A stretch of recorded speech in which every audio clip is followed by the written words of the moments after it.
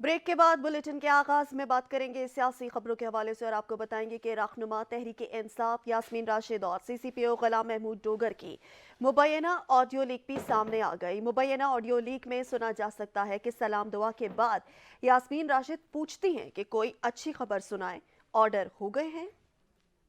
جی madam السلام علیکم۔ وعلیکم السلام۔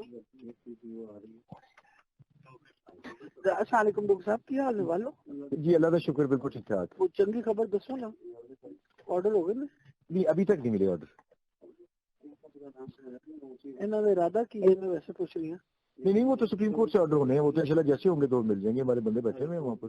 اچھا وہ ڈاک ساتھ جاتی ہے نا جج صاحبان کو، وہ سائن کرتے ہیں اس پہ۔